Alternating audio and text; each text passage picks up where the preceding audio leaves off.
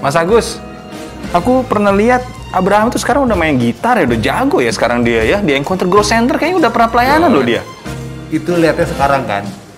Lihat ke belakang, Yon, 13 tahun yang lalu. Apa yang terjadi? Apa yang terjadi, Yang? Nggak tahu. Nggak tahu dia. Kenapa, Kak? Ya aku ceritain ya. Waktu Abraham lahir 13 tahun yang lalu, kita tuh kayak nggak punya chemistry banget sama dia. Kita tuh kayak nggak tahu ini anak mau apa sih gitu. Dulu waktu dia lahir, itu aku susuin, taruh, bangun nangis lagi. Susuin lagi, taruh, bangun, nangis lagi. Bener-bener tuh luar biasa banget ya. Sampai kayaknya setiap kalau malam nih, itu 1 jam sekali Ki bisa bangun. Masa sih 1 jam sekali? Serius Kak? beneran, aku tuh bener-bener sampai stres banget. Kayak bener-bener gak punya waktu banget buat istirahat. Itu sampai ada satu waktu ya, ini mungkin aku bisa ketawa ceritanya sekarang nih. Tapi masa itu tuh luar biasa banget. Aku pernah sampai ngomong sama Mas Agus, aku bilang gini, Yang kayaknya punya bayi tuh katanya lucu ya. Tapi kok ini nggak ada lucu-lucunya ya? Jangan gitu. Jangan gitu. Tapi bener loh, aku langsung minta ampun sama Tuhan. Karena aku sadar banget bahwa kata-kata yang keluar itu tuh adalah kata-kata penolakan gitu. Nah, Abraham itu tuh bukan anak yang hiperaktif ya. Dia tuh anak yang punya kelebihan energi. Contohnya nih ya, contohnya. Kalau lagi di playground, dia tuh di sesi setiap main, pasti ada yang nangis. Bergelimpangan. Jadi dia tuh sebenarnya bukan maksud untuk menyakiti teman-temannya dia, tapi kelebihan energinya dia itu yang bikin teman-temannya langsung bergelimpangan kemana-mana. Itu gimana kalau di sekolah tuh kayaknya aduh, dia korban kali gitu. Sekolah itu adalah challenge yang berikutnya. Tapi pada waktu itu kita ngerasa gini, bagaimana banyak pasangan ketika baru punya anak pertama, baru menikah, salah satu kesalahan yang common dilakukan, kami juga lakukan waktu itu, adalah pengen buru-buru anaknya disekolahin.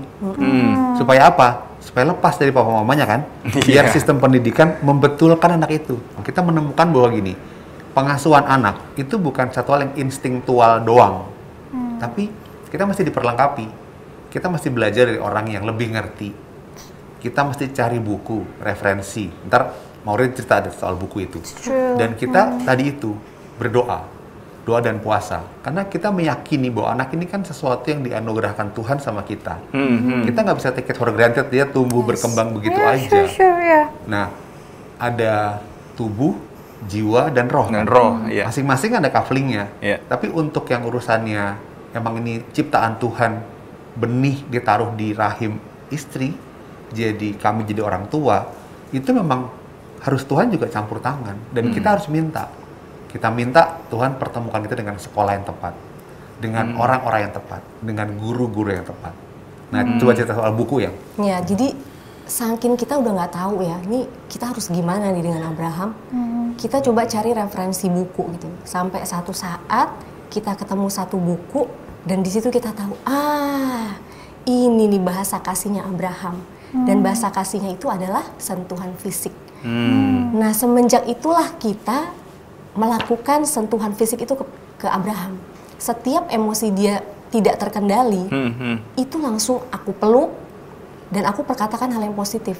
Abraham anak yang pintar, Abraham anak yang hebat, Abraham anak yang dahsyat.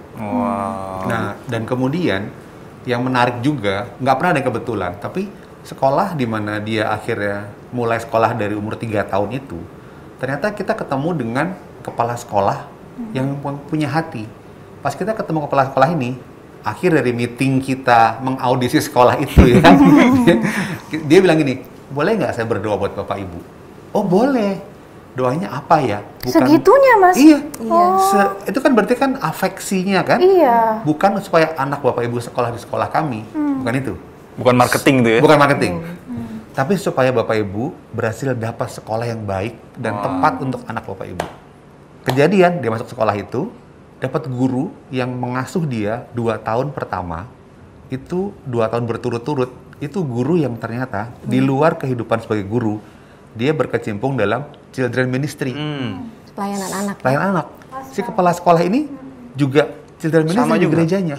Nah, mereka jadi punya kebiasaan bahwa anak itu didoakan, anak itu ditumpang tangan, anak itu diperkatakan hal positif.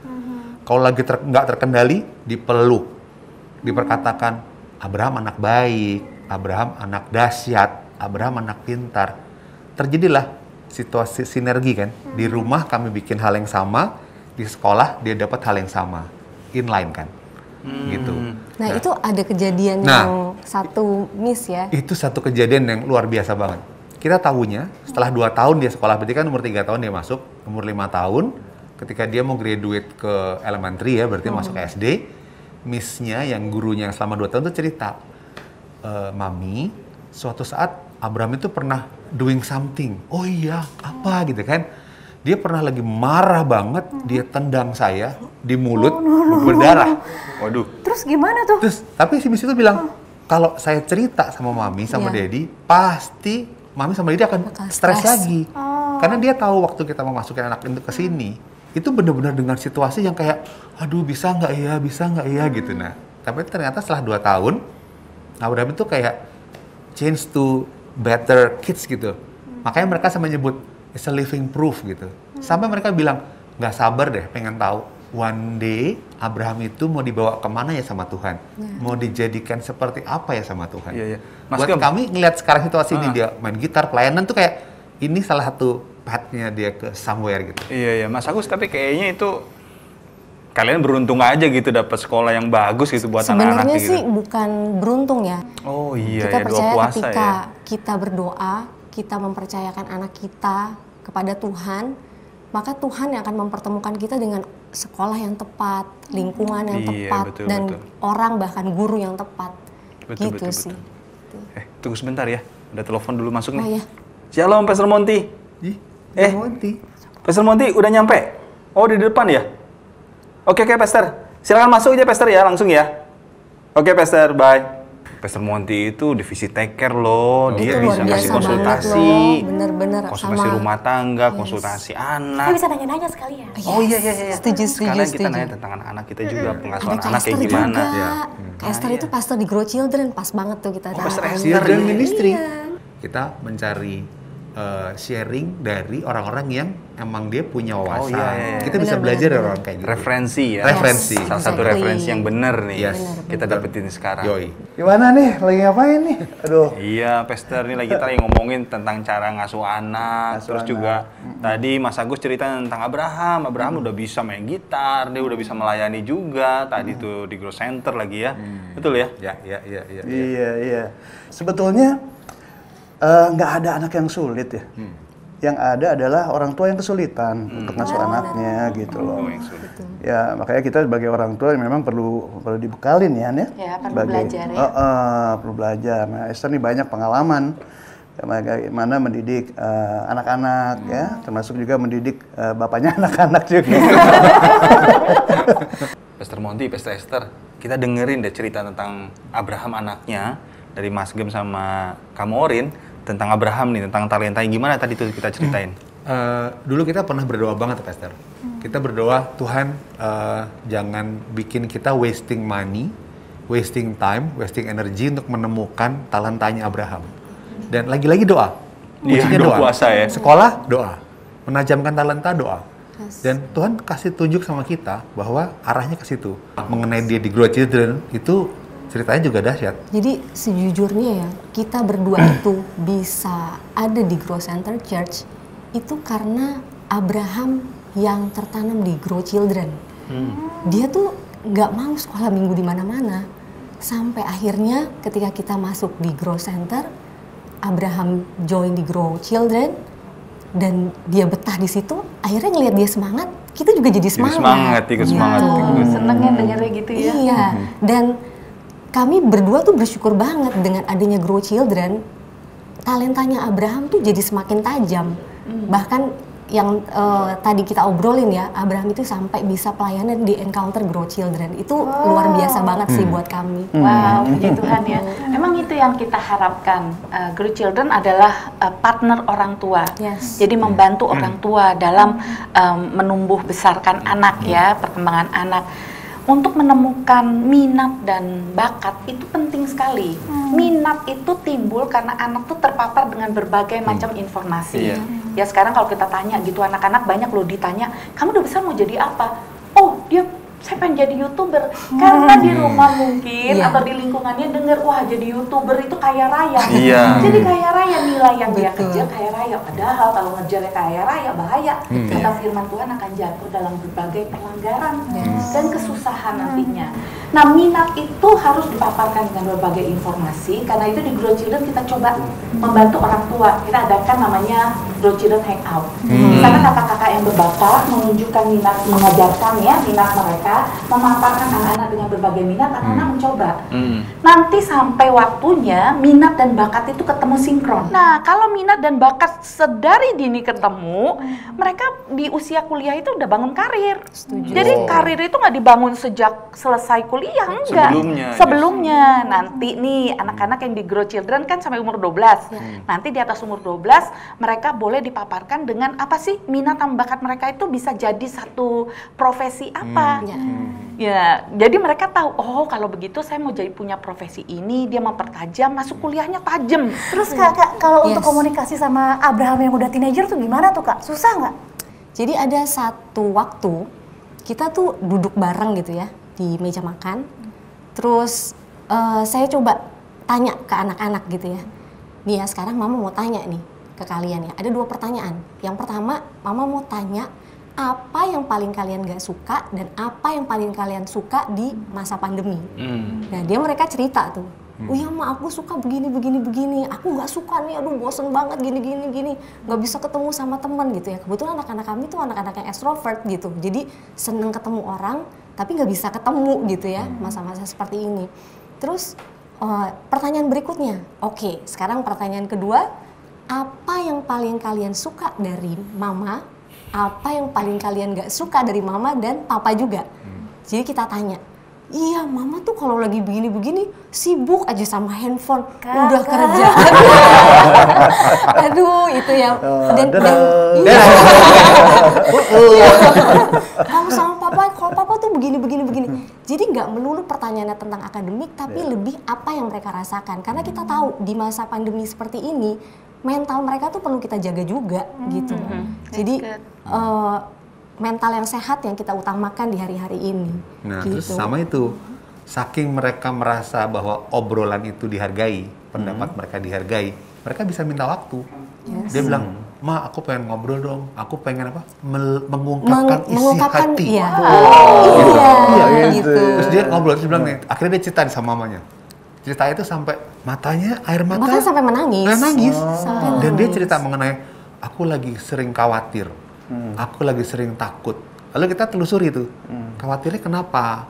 Takutnya kenapa? Awalnya dari mana? Kan akhirnya ternyata dari tontonan kayak gitu-gitu. Tapi yang paling mengharukan, dia bilang ini, aku takut kalau aku jadi pengen nangis. Kalau satu saat. Kenapa? Karena kamu belum ada kesempatan untuk mengungkapkan. Saya juga mau. Dia bilang, aku khawatir kalau satu saat aku hanya tinggal berdua sama adik.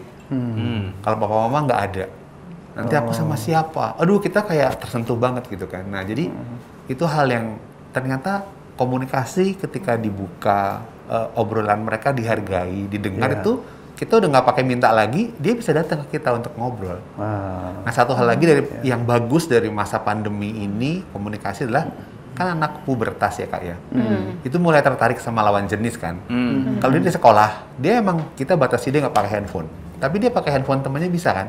Temannya kasih lihat gambar apa atau video apa, kita nggak bisa batasi itu. Kalau dia di rumah kan hanya sama kita, jadi paparannya dia jadi sangat limited. Kita batasi apa yang kita pikir baik. Ya kita merujuknya pada firman Tuhan, mana yang baik, mana yang tidak. Jadi itulah gitu. Dan satu hal lagi ketika kembali sedikit mengenai talenta, kita berpikir bahwa hikmat, pengetahuan, dan kesukaan itu akan ditaruhkan atas seorang apabila memang dia berada pada jalur yang tepat gitu. Jadi ketika kesukaannya ada, hikmatnya ada, pengetahuannya ada, dia kayak akan melesat ke destiny yang Tuhan udah siapkan buat dia. Yes. Wow. Oke. Aku punya pertanyaan buat Pastor Monty nih. Ini mungkin pertanyaannya memang dari aku, Mak Kiki, juga mungkin Mas Agus sama Kamurin punya pengalaman yang sama. Cuman aku merasakan agak susah gitu ya untuk menceritakan tentang keselamatan kepada anak-anak, gitu. Susah banget untuk memberitakan tentang keselamatan gitu ke anak kecil gitu, susah membahasakannya kayak gimana. Mungkin Pastor Monty punya pengalaman nggak? Apalagi Pastor Monty kan backgroundnya kan bukan dari Kristen nih. Gimana sih caranya untuk ngasih tahu tentang keselamatan ini ke anak-anak gitu? Iya. Gimana? Jadi memang pertama tuh kita harus ngalamin dulu sih ya anugerah keselamatan dari Tuhan itu sendiri. Jadi aku lebih kepada keteladanan hidup gitu ya. Jadi kita nggak bisa mengatakan bahwa diri kita tuh baik kalau orang-orang di sekitar kita nggak pernah merasakan kebaikan kita gitu kan. Nah ini yang sebetulnya ini penting untuk kita lakukan, karena kalau di momen Natal ini ya kebanyakan orang lebih hebohnya dengan wah saling tukar kado gitu kan, celebrationnya gitu kan. Padahal kan yang esensial itu adalah keselamatan itu sendiri. Anak kita itu yakin nggak dengan keselamatan yang Tuhan berikan ini? Nah ini tantangannya. Mungkin saya punya pengalaman ya untuk itu. Tadi udah bagus banget kan ya, Maureen cerita bagaimana berkomunikasi. Komunikasi itu bisa dipelajari loh, bisa dilatih. Nah sering sekali tuh mungkin ada beberapa orang tua menganggap anak kecil ini seperti makhluk lain yang nggak akan ngerti deh pemikiran kita yang orang dewasa ini. Padahal enggak lo sama lo. Dia makhluk kita, dia manusia, satu pribadi yang Tuhan ciptakan dahsyat dan ajaib juga, yang punya kemampuan dan nalar yang cukup. Sehingga kita hanya memerlukan beberapa kosakata yang lebih banyak untuk menceritakan sesuatu. Tapi mereka menangkap ilustrasi-ilustrasi, karena itu tadi lagi kembali namanya parent itu kan nggak otodidak, mesti belajar. Puji Tuhan sekarang udah banyak ya buku-buku yang mengajar bagaimana berkomunikasi, ilustrasi untuk menggambarkan keselamatan kepada anak-anak, itu penting banget. Ditambah lagi tadi yang cerita tentang masa puber, nah itu masa puber tuh juga gaya komunikasi beda. Kita mesti ngerti bahwa pada masa puber itu anak itu mengalami satu masa yang sulit karena antara pertumbuhan biologis sama intelektual mereka kadang-kadang nggak sinkron nih, nggak sama gitu. Jadi mereka mengalami kebingungan di dalam hati mereka, di dalam pikiran mereka. Nah kalau komunikasinya nggak dibangun dengan baik, akhirnya bisa salah paham. Ya, kita pikir ini anak kenapa jadi berubah, jadi aneh ya. Anaknya juga berpikir, ini mami kok nggak ngerti sih apa yang saya rasakan, karena dia juga nggak tahu cara mengungkapkannya. Benar-benar. Kita kosakatanya nggak cukup gitu ya untuk mengungkapkannya gitu. Karena itu memang perlu waktu. Dan ini anugerah Tuhan dengan masa pandemik ini kayak masa discover. Kayak diketemukan, kita dibilang sama Pastor Niko bahwa kita disembunyikan untuk apa? Kita menemukan jati diri masing-masing di dalam keluarga. Kenapa? Nanti waktu pada masa pandemik ini lewat, kita akan melejit, kita akan menyelesaikan amanat agung dan anak-anak udah siap. Keren banget kan? Dan memang di sini perlu waktu ya. Secara kuantitas dan kualitasnya. Cuman sekarang bergantung kepada kita, gitu. Kita menganggap anak kita tuh penting nggak? Kecenderungan manusia, sesuatu yang dianggap penting, dia akan meluangkan waktu, meluangkan energinya, tenaganya untuk sesuatu yang dianggap penting itu. Anak kita tuh penting nggak, berharga nggak buat kita? Nah disitulah, maka kita akan juga meluangkan waktu untuk ngobrol sama anak kita, gitu kan? Dan puji Tuhan di Grow Center ini, bagus banget gitu kan. Buat kita sebenarnya orang tua ya, khususnya yang seperti Agus, Maureen dan John sama Kiki dengan anak-anak yang ada di Grow Children itu kan kebantu banget. Kenapa? Karena di Grow Children itu kan dibikin daily devotion. Nah sekarang tinggal orang tuanya merasa ini penting nggak gitu. Itu akan memudahkan untuk bicara tentang salvation dan lain sebagainya. Nah gereja yang sehat itu adalah gereja yang mau menjadi partner buat para orang tua. Nah demikian juga orang tua yang mau membangun keluarga yang sehat dan kuat itu juga mau berpartner dengan gereja. Wah itu dahsyat tuh. Di gereja juga banyak acara-acara ya dipersiapkan untuk jadi referensi kita orang tua sih. Ada Grow Couples, ada OPA, ada Grow Parenting. Jadi kita jadi makin tahu ya caranya bagaimana pengasuhan anak dan lain-lain tuh sih. Aku mungkin mau share sedikit tuh Pastor tentang yang salvation ya. Jadi benar banget tuh yang kayak Kak Esther bilang. Kadang-kadang kita tuh meng-underestimate anak. Dalam berkomunikasi tentang salvation, tentang keselamatan gitu ya. Aduh kayaknya nih umur 8 tahun nggak ngerti nih kalau aku ngomongin tentang yang terlalu berat gitu ya. Salvation gitu ya. Tapi kebetulan setiap malam kami meluangkan waktu untuk punya mesbah keluarga gitu. Dan mesbah keluarga itu jadi momen yang penting untuk kami menceritakan tentang kebenaran firman Tuhan kepada anak-anak dan khususnya tentang salvation itu gitu. Ya. Dengan bahasa yang kami usahakan sesederhana mungkin supaya Abraham dan Aiden mengerti gitu ya. Dan puji Tuhan ya so far mereka paham ya. Iya pasti kok, karena itu anak tuh kan adalah titipan Tuhan yang dipercayakan sama kita kan. Betul. Jadi kalau kita memang punya kerinduan yang sama dengan kerinduannya Tuhan supaya anak-anak itu bisa mengenal penciptanya, pasti deh Tuhan akan kasih hikmat. Ya. Ya kan? Dan pengurapan itu mengajar. Yes. Itu benar banget. Gitu. Benar banget. Jadi kita sebagai orang tua mesti mastiin anak kita terima Tuhan Yesus nggak? Ya, betul Iya. Kak. Setuju. Mereka Setuju. mengalami keselamatan itu nggak secara pribadi, bukan karena kita antar ke gereja terus nih, Betul. gitu. Tapi kita coba terus tunggu, nantikan saat bahagia itu, ketika dia mengaku dan menerima Yesus sebagai Tuhan Tuhan dan mereka. Juru Selamat. Seperti yang inline sama pelajaran sekolah waktu itu ya. Oh iya ya, Nah. tentang Yohanes 14 ayat 6. Gimana Kita tuh? menceritakan tentang itu ke anak-anak gitu ya. Ya. Dan juga tentang 5 gadis. Nah, kita pernah Ya. pada salah satu mesbah keluarga, kebetulan topiknya mengenai 5 gadis bijak dan 5 gadis bodoh. Pertanyaannya kadang-kadang khas anak-anak, seperti misalnya Eden nanya, kenapa yang minyaknya masih ada, kenapa nggak berbaik hati? Yang kurang, kan itu pertanyaan simpel. Kan penting, tapi esensinya kan, nah itulah gimana kita menggiring mereka pada sebuah pemahaman bahwa ini adalah satu analogi. Ketika Tuhan datang, kita nggak siap, kita bahkan ditemukan sedang Tuhan nggak happy sama kita, aduh terus kita ketinggalan, aduh gimana ceritanya. Nah, kemudian akhir ini saya juga lagi banyak lihat berbagai pengajaran mengenai akhir zaman juga. Akhirnya saya juga cerita, bukan nakut-nakutin, tapi kan intinya just be prepared. Untuk kapan? Anytime yang kita nggak tahu gitu kan. Jadi benar-benar yang akhirnya seperti itu John. Memang bukan karena memang gereja kita DNA-nya ke situ, tapi ternyata itu jadi tuntunan buat kita. Kita minta hikmat dari Tuhan untuk mengasuh anak dan sebagainya. Ya kayak udah pasrah Tuhan gimana ya gitu. Ternyata kita dibawa ke jalan-jalannya Tuhan itu. Dan Tadi saya anak-anak tuh, tertarik juga sama Maureen yang bilang kadang kita tuh meng-underestimate gitu kan. Anak kita kayaknya dia belum ngerti. Tapi kalau coba kita pikir-pikir deh.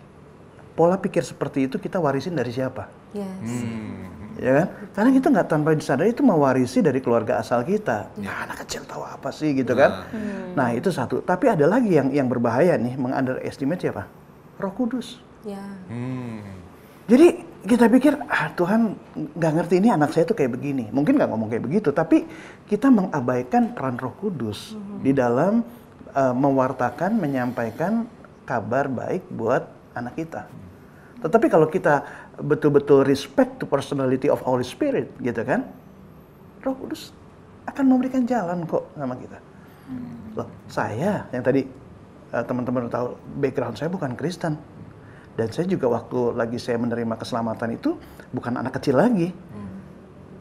Bertahun-tahun, puluhan tahun saya diajar dengan doktrin-doktrin dari kepercayaan saya yang lama. Tapi bagaimana saya bisa mengerti salvation kalau bukan karena iman yang Tuhan anugerahkan? Itu pekerjaan siapa? Roh Kudus. Wah, happy banget sih sebenarnya hari ini. Aku seneng banget dapat masukan semua dari Mas Agus sama Kak Maureen, terus ada Pastor Monty Kedatangan juga, Pastor Monty, Pastor Esther. Cuma ada yang kurang nih. Kalau misalnya kita dikasih tahu, pasti kita coba pesen makanan dari Grow Market. Betul. Enak banget. Enak itu ya. banget. Banyak banget pilihannya ya. Kasih tahu. Bukan cuma enak banget, enak banget. By the way, Pastor Monty kan udah di sini sama Pastor Esther. Boleh nggak berdoa buat kita, Pastor Monty sama Pastor Esther? Boleh banget. Sekalian juga doain buat couples yang ada di Grow Center, sama parents-parents yang ada di gereja kita ya, supaya diberikan Roh Kudus untuk mengasuh anaknya dengan baik. Pastor Monty, doain dong buat kita sama Pastor Esther. Ya, Oke. kita berdoa ya. Kami bersyukur Tuhan, terima kasih untuk kesempatan hari ini. Kami bisa ngobrol-ngobrol, kami bisa bincang-bincang dan juga mungkin di antara kami ada yang curhat ya mengenai pergumulan kami sebagai orang tua di dalam mendidik anak-anak kami, mengasuh anak-anak kami.